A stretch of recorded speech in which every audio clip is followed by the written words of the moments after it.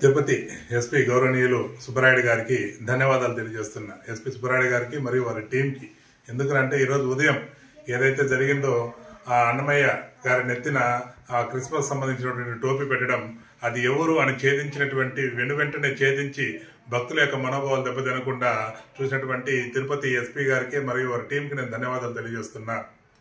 చాలా దౌర్భాగ్యకరమైన విషయం ఏమిటంటే ఈ హిందువులకు సంబంధించినటువంటి ఎలాంటి సంఘటన జరిగినా, గుడిని కూల్చేసినా లేకపోతే రథాలు కాల్చేసినా, ఈరోజు టోపీ పెట్టినా వీళ్ళందరూ కూడా పిచ్చోళ్ళే అవడం చాలా బాధాకరం. ఏం జరుగుతుంది ఇక్కడ?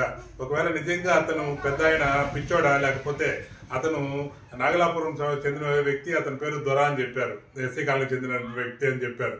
అతను బ్యాక్గ్రౌండ్ క్రిస్టియానిటీ ఉందా, లేకపోతే ఎవరన్నా వచ్చి అతని దగ్గర నుంచి పెట్టించారా, అది కూడా నివృత్తి చేస్తే బాగుంటుందని చెప్పి నేను మన తిరుపతి ఎస్పీ గారిని వేడుకుంటున్నా. అయ్యా హిందువులారా, మీకు కనీసం కొద్దిగైనా సిగ్గు శరం రోసం ఉందా రావాలి అని నేను వేడుకుంటున్నా. ఎందుకురా అంటే అతను డే టైమే అన్నమయ్య సర్కిల్ చుట్టూ ఒక రౌండ్ వేసి పైకి వెళ్ళి టోపీ పెట్టి వస్తున్నాడు అంటే అక్కడ అంత మంది జనాలు ట్రాఫిక్ లో పోతున్నారు వస్తున్నారు.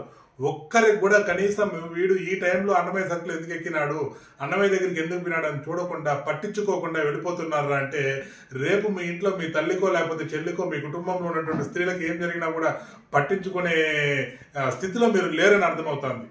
ఎందుకంటే హిందువులకు సనాతన ధర్మం అంటే తల్లిదండ్రులతో సమానం. మనం అంత గౌరవిస్తాం, అంత మర్యాద ఇస్తాం. అలాంటి సనాతన ధర్మానికి విఘాతం కలిగిస్తూ ఉంటే మీరు పట్టించుకోకపోవడం వల్ల అసలు మీరు ఏమి చేస్తున్నారు హిందువులు నాకు అర్థం కావడం లేదు. ఇంకైనా మేలుకోండి హిందువులారా. ఈ దౌర్భాగ్యకరమైనటువంటి మనస్తత్వం నుంచి బయటికి రండి. హిందువులంతా ఏకమై మీ ధర్మం కోసం, మన ధర్మం కోసం, మన కుటుంబం కోసం పోరాడండి. ఇలాంటి సంఘటనలు ఎక్కడ జరిగినా కానీ వ్యతిరేకించండి. గుడి దగ్గర కానీ ఎక్కడైనా కానీ ఇలాంటి వ్యక్తులు ఎక్కడైనా కనపడినా, లేదా గుడి దగ్గర ఎవరైనా పోస్టర్లు ఇచ్చిన ధైర్యం చేసి అడగండి, వ్యతిరేకించండి. అప్పుడే ధర్మాన్ని మనం కాపాడుకోగలుగుతాం, మన ధర్మాన్ని మనం నిలబెట్టుకోగలుగుతాం.